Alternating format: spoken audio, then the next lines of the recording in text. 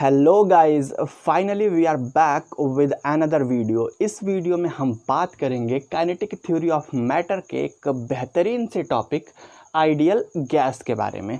So this is RJ and welcome back to our beautiful channel concept of physics. तो आइए देखते हैं इस टॉपिक को। Ideal gas, the gas which strictly obeys the gas law at all temperature and pressure, known as perfect और ideal gas. इसका मतलब कि वो सारी गैसें जो कि गैस के नियमों का पालन करती हों, सभी टेम्परेचर और प्रेशर पर उन्हें हम परफेक्ट गैस या फिर आइडियल गैस कहते हैं। ठीक है, अब बात आती है यहाँ पर कि गैस लॉ होता क्या है। तो गैस लॉ को डिफाइन करने के लिए हम एक छोटी सी चीज़ यहाँ पर बताना चाहेंगे कि एक अवोगाद्रोज लॉ होता है, अवोगाद्रोज लॉ। एक है चार्ल्स लॉ,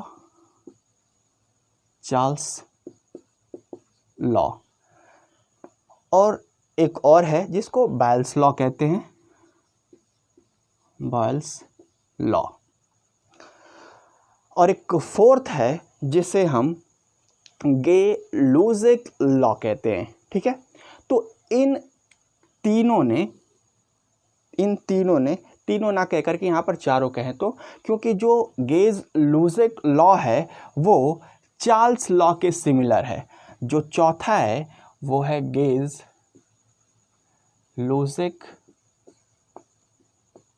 लॉ। ये गेज-लुसाक लॉ और जो चार्ल्स लॉ है, मैथमेटिकली अगर देखा जाए तो ये दोनों एक दूसरे के सिमिलर हैं, इसीलिए हम यहाँ पर सिर्फ 3 की बात करेंगे। तो इन लॉज के अकॉर्डिंग, इन लॉज को जो भी गैसेस, अवोगाद्रो साहब जो थे, एक साइंटिस्ट थे, इन्होंने कुछ नियम दिए थे। जो नियम, इनके नियम को जो गैसें फॉलो करती हैं वो सारी की सारी गैसें आइडियल गैसेस कहलाती हैं। इट मीन्स कि अवोगाद्रोज लॉ, चार्ल्स लॉ और बॉयल्स लॉ को जो भी गैस फॉलो करती हैं, इनके नियमों को जो भी गैसेस फॉलो करती हैं, उन्हें हम आइडियल गैस कहते हैं। अगला पॉइंट देख लेते हैं। Ideal gases are good approximation of the behavior of many gases under many condition। यहाँ पर सबसे पहले मीनिंग जान लेते हैं। अप्रॉक्सीमेशन का मतलब होता है सन्निकट, लगभग बराबर।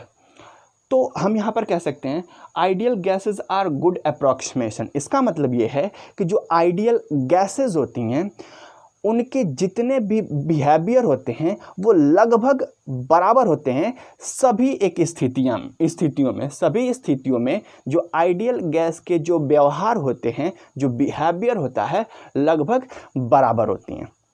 अगला पॉइंट देख लेते हैं। It was first stated by Benoit Paul Emile Clapeyron. ये एक फ्रेंच के साइंटिस्ट पेरिस के रहने वाले थे, जिनका जन्म हुआ था 26 जनवरी 1799 में। इसका जो प्रोनाउंसिएशन, परफेक्ट प्रोनाउंसिएशन इनके नाम का, इनको बेनोआ पॉल एमिल क्लापेरॉन। अब इसको फिर से पढ़ लेते एक बार। It was first stated by Benoit Paul Emile Clapeyron in 1834। कह रहा है कि ये जो गैस लॉ है, इसको सबसे पहले जो देने वाले थे, जो इसके जनक माने जाते हैं, या फिर सबसे पहले इसको देने वाले जो थे, वो बेनोआ पॉल एमिल क्लापेरॉन साहब थे, जिन्होंने 1834 में दिया था। याद रखिएगा, इनका जो जन्म हुआ था वो 26 जनवरी 1799। ठीक है, कह रहा है कि in 1834 as a combination of the empirical Boyle's law, Charles law, Avogadro's law and Gay-Lussac law. कह रहा है कि एम्पिरिकल का मतलब होता है इसके प्रयोग को सिद्ध करने वाले, तो कह रहा है कि इनके प्रयोगों को जो इन्होंने दिया था, जो स्टेटमेंट दिया था गैस के नियम का, इसको प्रूफ करने वाले, सिद्ध करने वाले जो साइंटिस्ट थे, जो फिजिसिस्ट थे, वो बायल साहब थे, चार्ल्स साहब थे, अवोगाद्रो साहब एंड गे-लुजैक साहब थे। ठीक है, चलिए अगले पॉइंट में देख लेते हैं। The molecules of an ideal gas do not exert force of attraction on one another। कह रहा है कि जो गैस के मॉलिक्यूल्स होते हैं, जो आइडियल गैस के मॉलिक्यूल्स होते हैं, मान लीजिए कि हमारे पास ये एक कंटेनर है और इस एक कंटेनर में ढेर सारे गैस के मॉलिक्यूल्स रखे गए हैं। ठीक है, ढेर सारे गैस के मॉलिक्यूल्स रखे गए हैं, आइडियल गैस के मॉलिक्यूल्स हैं। तो कहा जाता है कि जो आइडियल गैसेस होती हैं, इनके मॉलिक्यूल्स के बीच में ना ही फोर्स ऑफ अट्रैक्शन होता है और ना ही फोर्स ऑफ रिपल्सन होता है। आइडियल गैस का मतलब ये होता है, हिंदी में अगर इसका अर्थ की बात करें तो आइडियल गैस का मतलब होता है आदर्श गैस। आदर्श गैस या फिर आइडियल गैस के कुछ एग्जाम्पल्स अगर हम बताएं तो वो हो गया oxygen O2, N2 nitrogen, organ, neon. ठीक है, ये सारी गैसेस जो हैं ये कैसी हैं? आइडियल गैसेस हैं। तो कहा गया है कि the molecules of an ideal gas do not exert force of attraction on one another. जो आइडियल गैस के जो मॉलिक्यूल्स होते हैं, इनके बीच में फोर्स ऑफ अट्रैक्शन भी नहीं होता है और ना ही फोर्स ऑफ रिपल्सन होता है।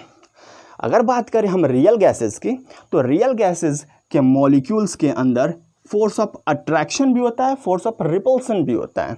ठीक है, माफ़ कीजिएगा, फोर्स ऑफ अट्रैक्शन होता है। ठीक है, तो अगर हम बात करें आइडियल गैस की, तो अगला इसमें पॉइंट देख लेते हैं। The molecules of an ideal gas do not exert force of attraction on one another.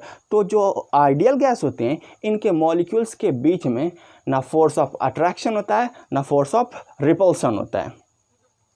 Therefore it's molecules have only kinetic energy which depends on temperature. इसलिए जो आइडियल गैसेस होती हैं, इनके अंदर सिर्फ और सिर्फ काइनेटिक एनर्जी होती है। इन मॉलिक्यूल्स के अंदर सिर्फ और सिर्फ काइनेटिक एनर्जी होती है। क्यों? क्योंकि ये टेम्परेचर के ऊपर डिपेंड करती हैं। ठीक है, तो ना ही फोर्स ऑफ अट्रैक्शन होता है और ना ही फोर्स ऑफ रिपल्सन होता है, तो इनके पास कोई एनर्जी अलग नहीं होती है। इसका मतलब कि जो आइडियल गैसेस होती हैं, उनके पास सिर्फ और सिर्फ काइनेटिक एनर्जी होती है। इसको अगर हम अपने लैंग्वेज में कहें, जो आइडियल गैसेस होते हैं, कि अगर मान लीजिए यहाँ पर 3 लॉज हैं, Avogadro's law, Charles law and Boyle's law. मतलब ये कि आपके फैमिली में आपके पापा, आपके भैया और आपकी मम्मी, ये 3 लोग हैं और इन तीनों लोगों ने कुछ रूल्स बना कर रखे हुए हैं। इन तीनों लोगों ने कुछ रूल्स, कुछ नियम बना कर रखे हुए हैं। अगर आप इन तीनों लोगों के रूल्स को, नियमों को अगर आप पालन करते हैं, इनके नियमों का आप पालन करते हैं, तो आप आइडियल बॉय कहलाएंगे। या फिर वैसे ही जैसे कि ये चार्ल्स लॉ, अवोगाद्रोज लॉ और बायल्स लॉ, इन लोगों ने कुछ रूल्स दिए हैं, कुछ नियम दिए हैं। ठीक है, उन नियमों को जो जो गैसें फॉलो करती हैं वो आइडियल गैस कहलाती हैं। वैसे ही अगर आपके भाई ने, आपके मम्मी ने, आपके पापा ने जो भी रूल्स बनाए हैं, जो भी नियम बनाए हैं, अगर आप उन नियमों को फॉलो करते हैं तो आप आइडियल बच्चे कहलाते हैं। चलिए अगर बात कर लेते हैं कि 1 मोल ऑफ आइडियल गैस का इक्वेशन क्या होगा, तो 1 मोल ऑफ आइडियल गैस का equation P × V is equal to RT। वैसे जो इसका इक्वेशन होता है वो nRT होता है, जो कि हमने यहाँ पर नहीं लिखा है क्योंकि n इज इक्वल टू हमने 1 मोल ऑफ आइडियल गैस, तो 1 हमने n के प्लेस पर क्या रखा है 1 रखा है, इसीलिए ये RT हो गया है। ठीक है, so 1 mole of ideal gas का जो इक्वेशन होता है PV is equal to RT होता है। According to kinetic theory of gases, kinetic theory of gases के अनुसार अगर बात करें तो पहला पॉइंट यहाँ पर लिखा हुआ है, the volume of gas molecules is negligible compare to the volume of space in which they moves. कह रहा है कि जो गैस के मॉलिक्यूल्स का जो वॉल्यूम है वो नेग्लिजिबल है एज कंपेयर टू जिस कंटेनर में, जिस सिस्टम के अंदर वो रखा गया है। तो मान लीजिए ये हमारे पास कोई एक कंटेनर है, इस कंटेनर का अगर वॉल्यूम हम बात करें तो ये अगर 100 है, ठीक है 100 है, इसका वॉल्यूम अगर हम 100 ले रहे हैं, तो अगर इसमें जो मॉलिक्यूल्स भरे पड़े हैं, जो मॉलिक्यूल्स गैस के मॉलिक्यूल्स, रियल गैस के जो मॉलिक्यूल्स हैं, इन मॉलिक्यूल्स का जो वॉल्यूम होगा, एक मॉलिक्यूल का जो वॉल्यूम होगा इट इज़ 0.1 या फिर 1 मान लेते हैं। अगर इस गैस के मॉलिक्यूल का जो वॉल्यूम है अगर 1 है तो इसके कंपेयर में, मतलब इस कंटेनर के वॉल्यूम के कंपेयर में ये 1 जो है वो नेग्लिजिबल है। जैसे अगर हमारे पास कोई 100 रुपये हैं, ठीक है 100 रुपये, अगर 100 रुपये में से अगर हम 1 रुपये किसी और को दे देते हैं तो वो लगभग ना के बराबर है, ठीक है। और अगर हमारे पास 10 रुपये हैं या 5 रुपये हैं और उस 5 रुपये में से ही अगर हम 1 रुपये दे दे रहे हैं तो वो नेग्लिजिबल नहीं होगा। तो इसी चीज़ को ये कह रहा है, the volume of gas molecules is negligible compare to the volume of space in which they move. कह रहा है कि जो मॉलिक्यूल्स के वॉल्यूम हैं, ठीक है, वो नेग्लिजिबल होंगे उसके कंपेयर में जिस स्पेस में, जिस सिस्टम के अंदर वो रखा गया है। तो ये सिस्टम है, इस सिस्टम का जो वॉल्यूम है अगर 100 है तो इस मॉलिक्यूल का जो वॉल्यूम है वो अगर 1 रखा गया है तो इस कंटेनर के वॉल्यूम के कंपेयर में इसका जो वॉल्यूम होगा, जो मॉलिक्यूल का वॉल्यूम होगा वो नेग्लिजिबल होगा। ठीक है, चलिए दूसरा पॉइंट देख लेते हैं। The gas molecules moves in straight line between frequent collision with the walls of the container and themself. कह रहा है कि जो गैस के मॉलिक्यूल्स हैं, जो गैस के मॉलिक्यूल्स हैं वो स्ट्रेट लाइन मूव करते हैं। इट मीन्स अगर ये मॉलिक्यूल है तो यहाँ से ये स्ट्रेट लाइन मूव करेगा। ठीक है, 2 मॉलिक्यूल्स, मान लीजिए एक मॉलिक्यूल है, ये यहाँ से मूव करना स्टार्ट किया और यहाँ पर एक मॉलिक्यूल है, जब ये इससे टकराएगा तो इन टकराने के बीच में जो उनका पाथ होगा वो स्ट्रेट लाइन होगा। या फिर अगर ये मॉलिक्यूल इस कंटेनर के वॉल से टकराता है तो भी वो कैसा पाथ क्रिएट करता है, स्ट्रेट लाइन। ठीक है, कैसा पाथ कवर करता है वो स्ट्रेट लाइन। तो वही कह रहा है gas molecules moves in straight line between frequent collision, मतलब 2 टक्कर के बीच में, यहाँ से ये मूव करना स्टार्ट किया यहाँ से और यहाँ पर आकर के इस मॉलिक्यूल से टकरा गया। तो इन कोलिजन के बीच में जो इसने पाथ कवर किया वो स्ट्रेट लाइन है। ठीक है, चलिए अगला पॉइंट देख लेते हैं। The collisions are elastic that is no energy loss. मतलब ये कि ये जो मॉलिक्यूल्स हैं जब ये यहाँ से मूव करते हुए यहाँ पर आया और आकर के एक दूसरे से दोनों टकरा गए। ठीक है, जब ये टकराएंगे तो ये जो कोलिजन होगा वो इलास्टिक कोलिजन होगा। ठीक है, इलास्टिक कोलिजन क्या होता है? इलास्टिक कोलिजन का मतलब ये होता है कि जब कोई भी ऑब्जेक्ट, कोई 2 ऑब्जेक्ट आपस में टकराएं तो टकराने के बाद वहाँ एनर्जी का लॉस ना हो। There is no any kind of loss of energy. Loss of energy का मतलब जब 2 मॉलिक्यूल्स, 2 ऑब्जेक्ट, मान लीजिए 2 गाड़ी हैं, ठीक है, व्हीकल्स हैं, रोड पे अगर ऐसे आ रही हैं, जब ये टकराएंगे तो टकराने के बाद, कोलिजन के बाद ये एनर्जी लॉस होता है। एनर्जी कैसे लॉस होता है? साउंड के फॉर्म में लॉस हो सकता है, ठीक है, लाइट के फॉर्म में लॉस हो सकता है, या फिर टकराने के बाद दोनों बॉडी अगर हीट हो जा रही है तो हीट के फॉर्म में लॉस हो सकता है। ठीक है, तो इसी को कह रहा है कि जो मॉलिक्यूल्स का कोलिजन होगा वो इलास्टिक कोलिजन होगा। मतलब कि उनके टकराने के बाद कोई एनर्जी लॉस नहीं होगा, उनकी एनर्जी रिमेंस कांस्टेंट रहने वाली है, एज यूजुअल रहने वाली है। ठीक है, चलिए अगला पॉइंट देख लेते हैं। Gases can be liquefied by increasing the temperature, by decreasing the temperature, I'm sorry, gases can be liquefied by decreasing the temperature and increasing the pressure।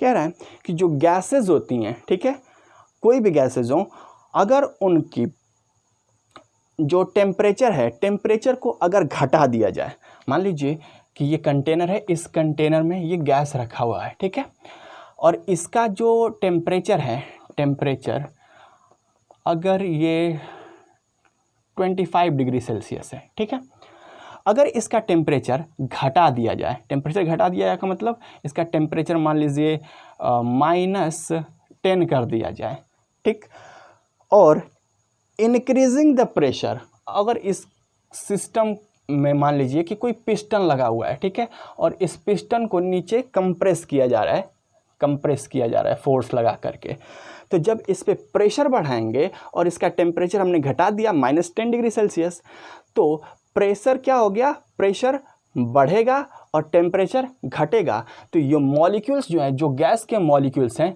ये पास में आ जाएंगे, ठीक है।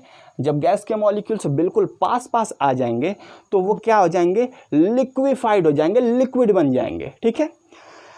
लेकिन रियल गैसेस में ऐसा नहीं होता है, ठीक है, सॉरी, आइडियल गैसेस में ऐसा नहीं होता है, ठीक, माफ़ कीजिएगा, ये आइडियल गैसेस में ऐसा नहीं होता है, गैस को लिक्विफाइड नहीं किया जा सकता है। रियल गैसेस में गैस को लिक्विफाइड किया जा सकता है, सॉलिडिफाइड किया जा सकता है, लेकिन जो आइडियल गैस हैं इनको लिक्विफाइड नहीं कर सकते हैं। क्यों नहीं कर सकते हैं?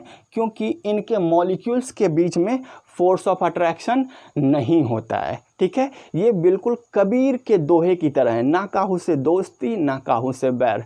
ये ना फोर्स ऑफ अट्रैक्शन होता है और ना फोर्स ऑफ रिपल्सन होता है, ठीक है।